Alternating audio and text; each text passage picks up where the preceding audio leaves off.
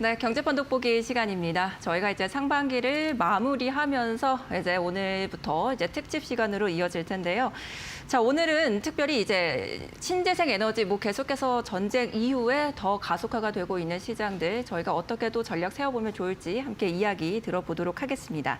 자, 오늘은 현대차증권의 강동진 연구위원과 함께 할게요. 어서 오세요. 안녕하세요. 네, 안녕하십니까, 위원님. 안녕하세요. 반갑습니다. 네. 자, 아침 일찍부터 이렇게 또 나와주셔서 너무 감사합니다. 아닙니다. 네. 뭐 불러주셔서 너무 감사합니다.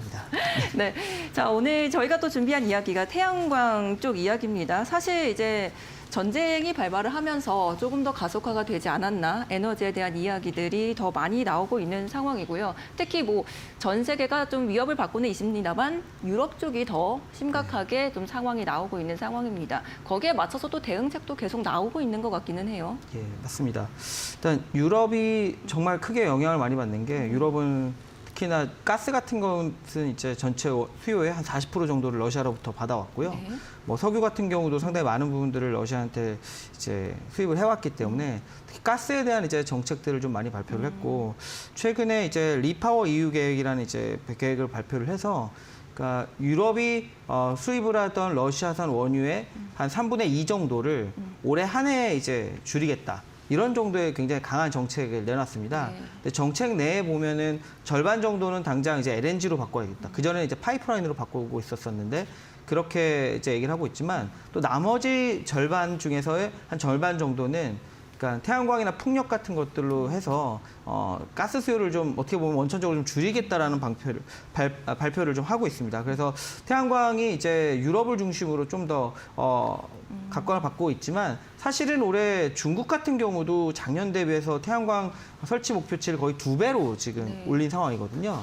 작년에 55기가 정도를 했었는데 이제 올해는 100기가 이상을 하겠다라는 얘기를 하고 있어서 사실 이게 뭐 단순히 유럽의 얘기라기보다는 글로벌하게 이제 에너지 가격이 오르고 에너지 안보에 대한 생각이 좀 바뀌면서 좀 가속화되어 있는 부분이다 이렇게 말씀드릴 수 있을 것 같습니다. 그걸 또 이제 정책적으로도 많이 발표를 하고 있는 상황인 거잖아요. 네네네. 어떤 정책들을 저희가 좀 살펴보면 수요가 좀 늘어날 수 있겠다라는 걸 거기서 사실 힌트를 얻을 수 있지 네네. 않습니까? 네. 사실 정책적인 부분도 있고 약간 자연 발생적인 부분도 사실 있긴 해요. 그래서 정책적인 부분부터 말씀드리면 유럽도 그렇고 중국도 그렇고 최근에 이제 루프탑 태양광 그러니까 가정용 건물이나 아니면 상업용 건물의 옥상에다가 네. 의무적으로 태양광 발전 설비를 꼭 설치를 해라. 일정 이제 사이즈 이상이 되면 그런 식의 이제 발표를 하고 있거든요. 그래서 아마 이제 유럽 같은 경우에는 2029년 같은 경우에는 주거용 건물 거의 대부분 새로 짓는 데는 태양광 발전 설비를 모두 달아라 하는 방향이고요. 중국 같은 경우에도 상업용이나 아니면은 주거용 건물 위에다가 4월 달부터 신규로 건축하는 이제 경우에는 새롭게 태양광 설비를 무조건 이제 설치하라는 방향으로 가고 있습니다. 사실 이렇게 그 루프탑 태양광이 좀 각광을 받는 거는 빨리 할 수 있기 때문입니다. 설치가 쉬워서. 네, 맞습니다. 왜냐하면은 올겨울이 정말 쉽지 않을 것 같거든요. 그렇죠. 유럽 입장에서는 지금 뭐 거대한 태양광 발전소를 여러 개 짓는 것도 중요한데 그런 것들 같은 경우에 이제 그 환경 영향 평가 뭐 이런 것부터 허가를 받아야 되고 건설하는 데 오래 걸리고 그다음 그걸 개통에 연결하는 데까지 시간이 또 걸리기 때문에 지금 당장 올 겨울을 위해서는 지붕에다가 다는 거는 사실은 이제 전화를 해서 뭐 재고만 있으면 어느 정도는 해결이 되는 문제이기 때문에 그런 부분에 대해서 좀 더 규제를 좀 더 강화하는 방향이 있고요. 또 한 가지는 이제 전기요금이 많이 올랐습니다. 네. 우리나라도 전기요금 얘기가 되고 있지만 맞아요. 전기요금이 많이 오르다 보니까 어떤 일이 발생을 하냐면 전기를 한전 같은 이제 유틸리티 업체한테 사서 쓰는 것보다 그냥 내가 태양광 패널을 달아서 쓰는 게 더 싸져 버린 거예요. 그래서 사실은 우리나라가 전기요금을 좀 싸게 쓰는 편입니다. 그래서 우리나라는 아직까지 체감을 못하고 있으시지만 유럽은 우리나라보다 전기요금이 가정용 요금이 작년 하반기에 우리나라 기준으로 한 4배 정도 됩니다. 네. 근데 올해 상반기가 되면 더 올랐을 것 같아요, 말하자면. 그렇겠죠. 그 정도가 되면은 정말로 태양광 발전 설비를 설치하는 게 훨씬 이제 싸질 것 같습니다. 그러면은 이제 앞으로 이제 우리가 이렇게 수요가 늘어날 거는 이제 조금씩 확인을 하고 있기는 한데 지금도 그 시장이 그렇게 큽니까? 그런 부분들이 좀 궁금하고 네. 앞으로 이제 더 커질 수 있는지도 궁금하거든요. 맞습니다. 그러니까 일단 재생에너지라는 전반에서 보면은 작년에 이제 설치된 모든 이제 전력 설비 중에서 한 80%가 재생에너지. 지어졌습니다. 네. 전 세계, 우리나라가 아니라 전 세계로 봤을 때 80%가 어느 정도 규모라고 보면은 이제 257기가 정도 이렇게 얘기를 하거든요. 네. 전 세계 재생에너지 기구에서 얘기하는 거는 257기가 하면 이제 많은 분들이 이제 와닿으시지 감이 안 않는데 우리나라가 짓고 있는 원전 1기가 1.4기가 정도 되고요. 미국에 짓고 있는 원전 1기가 1기가 정도 됩니다. 네. 그러니까 원전 한 257개 정도가 그러네요. 1년에 새롭게 지어진 재생에너지의 사이즈고 그중에 절반 이상이 태양광이었다. 이렇게 말씀을 드리면 조금 더 이해하기 편하실 것 같아요. 그래서 뭐 마치 지금 막 붐이 일어나는 것처럼 생각하지만 실질적으로 이게 이미 대세가 된 지는 오래고요. 꾸준하게. 네네네. 네. 근데 이제 올해 같은 경우는 그 성장률이 좀 많이 나온다라는 게 이제 더 이제 포커스가 되는 것 같고요. 어느 정도 그럼 성장이 나오냐? 작년에 이제 전 세계 태양광 발전 설비가 지어진 규모가 한 180기가 정도 됐습니다. 180기가 정도 됐는데 올해는 연초만 하더라도 200기가 초반 정도 얘기가 나오다가 지금은 230기가에서 240기가 정도 지어질 것이라는 얘기가 나옵니다. 그러니까 작년 대비 뭐 60기가 정도가 더 지어질 것 같은데 원전 60개 정도가 순증한다라는 얘기죠. 네. 전 세계 이제 총 기준으로 보면은 원전 한 240기 정도의 태양광 발전소가 들어올 것 같다. 이렇게 이해하시면 좀 편할 것 같습니다.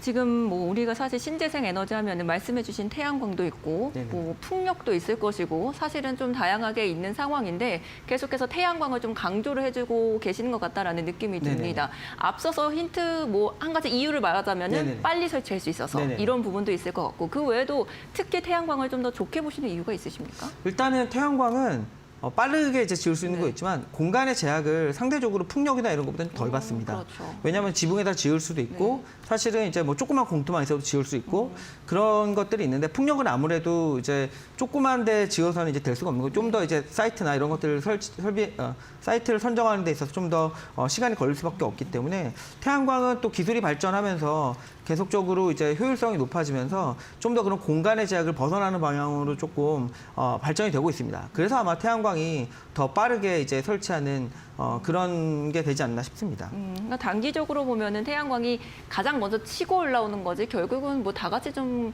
커지는 시장이라고 저희가 볼 수는 있는 겁니까? 뭐 그렇게 보고 있는데요. 네. 태양광 발전에 또 이제 뭐랄까 기술 발전하는 방향들을 보면은 뭐 이제 최근에 저희가 리포트를 많이 썼던 이제 페로브스카이트라든지 네. 이런 것들이 되게 되면은 약간 투명 태양광 뭐 이런 것들이 되거든요. 네. 그러면 이제 우리가 살고 있는 이제 가정의 유리 창호형이라든지 이런 것들이 나오기 시작을 하고 최근에 보면은 이제 현대차가 그 페로브스카이트 텐덤 전지를 해서 이제 솔라 루프를 개발한다 이런 식으로 얘기가 나왔는데 그게 뭐냐면 전기차 위에 우리가 알고 있는 썬루프 쪽에 네. 태양광 발전 설비 이제 지고 다니는 겁니다.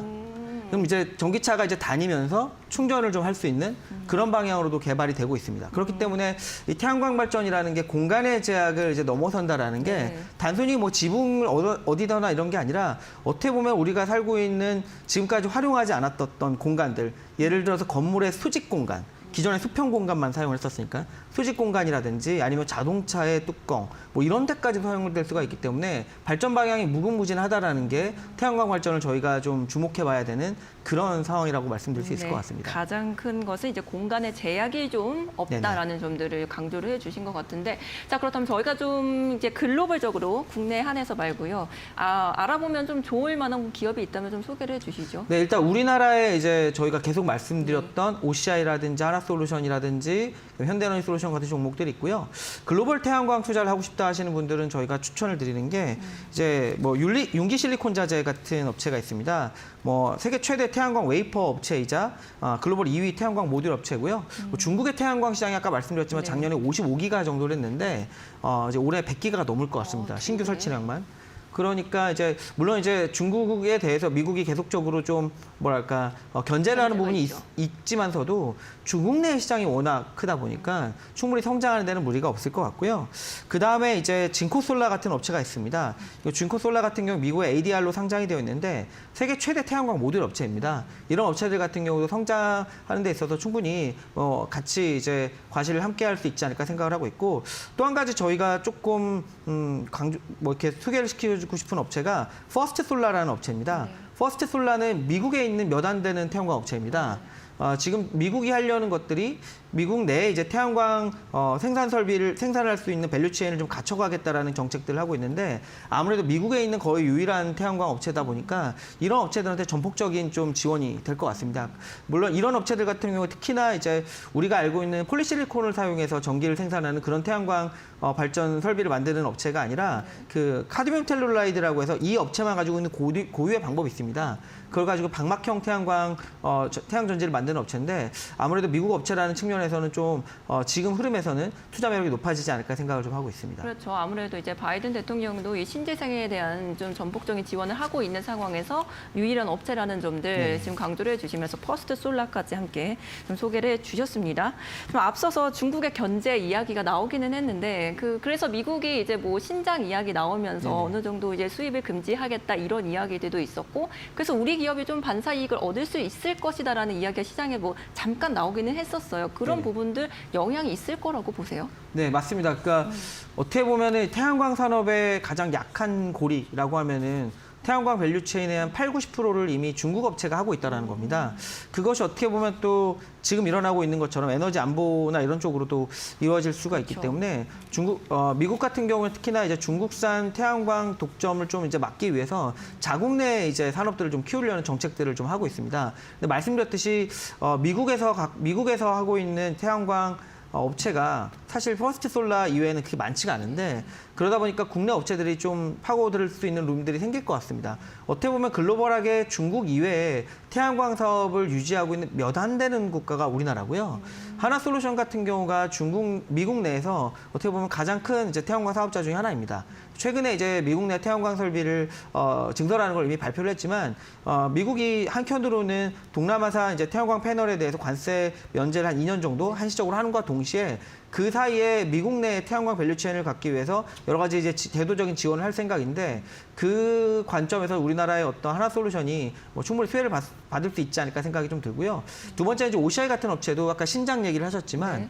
중국 이제 신장 규제의 가장 이제 어려운 게 뭐냐면 신장에서 생산하는 태양광용 폴리실리콘을 사용해서 태양광 셀 모듈을 만들면 그것이 이제 규제를 되기도 하지만 거기에 또 세계 최대 폴리실리콘 원재료를 만든 업체가 있습니다. 네. 그러니까 그 원재료를 이제 누가 썼는지를 사실 알기가 굉장히 힘든 거죠. 그래서 그런 업체를 규제한다라는 거는 중국산 태양광 규제가 아직까지 뭐 명맥을 유지하고 있다고 보시면 될 것 같고 중국 이외의 폴리실리콘을 만드는 업체가 글로벌하게는 한 2가지 정도밖에 없을 것 같습니다. OCI하고 독일의 바커. 그렇기 때문에 OCI가 지금 뭐 계속적으로 그런 의미에서 OCI의 태양광용 폴리실리콘을 사서 태양 전지를 만들고자 하는 그런 수요들이 이어질 거라고 보고 있기 때문에 저희 그런 측면에서 OCI에 대해서 계속적으로 좀 말씀을 드릴 수 있을 것 같습니다. 네, 지금 이제 말씀 속에서 여러 가지 지금 업체들 이름이 나오긴 했는데 그럼 저희가 종목별로 좀 하나하나씩 살펴보도록 할게요. 먼저 저희 하나솔루션부터 한번 살펴볼까요? 사실 이 신재생 에너지 쪽에 좀 가장 약점이라고 한다면 이런 적자 이야기들이 네네, 아닐까 싶어요. 근데 하나솔루션 앞으로는 좀 어떻게 될까요? 하나솔루션이 말씀하셨듯이 이제 적자를 줄이는 게 가장 이제 급선무입니다. 근데 1분기 한 1,000억 이상 이제 적자가 났었고 분기별로 태양광 쪽에서 2분기는 저희가 보기에는 뭐 한 300~400억 정도 더 줄어들 수 있을 것 같습니다. 네. 줄어드는 이유가 뭐 지금 폴리실리콘 가격은 계속적으로 좀 오르고 있는 상황이긴 한데 다행스럽게도 가격을 올릴 수 있는 여건이 좀 되는 것 같습니다.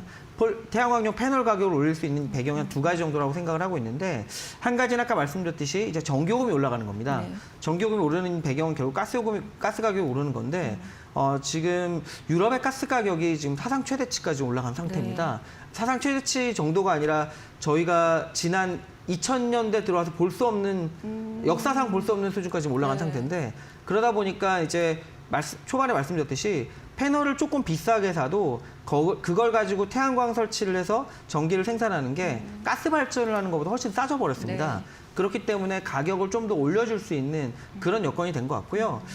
그리고 그 다음에 이제 미국이 동남아산 태양광 패널에 대해서 한시적으로 관세를 면제를 하는 것도 하반기 태양광 수요에 대해서 저희가 좀 기대하고 있는 부분이 있습니다. 만약에 그런 면제를 하지 않았었다라고 하면은 중국의 이제 태양광 패널 업체들이 미국에 수출을 잘 못하니까 유럽에 많이 팔았을 거잖아요. 유럽 시장이 다시 이제 가격을 올리기 어려운 경쟁 심화 국면으로 갈 수 있었는데 그런 것들이 상당히 좀 완화가 되면서 하반기에 또 가격을 올릴 올릴 수 있는 그런 일들이 생기지 않을까 생각을 하고 있어서 하나솔루션 같은 경우는 지금 가격을 올릴 수 있는 여건에서 하반기 턴어라운드를 좀 기대를 하고 있고 다행스럽게도 기존에 이제 비용 부담이 있었던 최근에 이제 컨테이너 운임이 조금 빠지기 시작한 네. 부분 그 다음에 이제 여러 가지 태양광 태양광 패널을 만들 때 들어갔던 알루미늄이라든지 은 같은 경우도 가격이 좀 하락하기 시작했습니다. 그런 이제 코스트 세이브할 수 있는 측면에서 하반기 저희가 흑자 전환을 좀 기대를 하고 있는 상황입니다. 그러니까 전반적으로는 하반기에는 이제 가격 인상에 대한 부분들을 좀 기대하면서 지켜보면 좋을 것 같은데 그럼 현대에너지솔루션도 비슷한 기조로 볼 수 있습니까? 맞습니다. 현대에너지솔루션은 상대적으로 이미 1분기부터 작년 4분기부터 사실은 흑자 전환을 해서 이익이 나오고 있는 구조고요. 현대에너지솔루션이 이제 하나솔루션보다 먼저 흑자라는 이유는 이제 아무래도 하고 있는 비즈니스 자체가 좀 심플하기 때문에 그렇고 또 한 가지는 상당히 좀 유연한 구조로 되어 있습니다. 유연한 구조라는 건 뭐냐면 이 회사 같은 경우에는 중국에 이제 이미 중국과 우리나라나 글로벌하게 태양광 기술에 대해서는 어느 정도 평준화가 이어지는 상황인데 태양광 셀 모듈을 잘 만들지만 유럽이나 이렇게 판로가 없는 업체들의 셀 모듈을 사다가 그것들에 대해서 품질 보증을 하고 그 다음에 그것들에 대해서 효율을 이제 인증을 하고 이런 식으로 해서 AS를 하면서 유럽 시장에 파는 비즈니스를 합니다. 그런 비즈니스들을 저희가 ODM 비즈니스라고 하는데 그런 비즈니스는 안정적으로 마진을 이제 남길 수 있는 비즈니스가 되다 보니까 좀 긍정적인 부분이 있고요.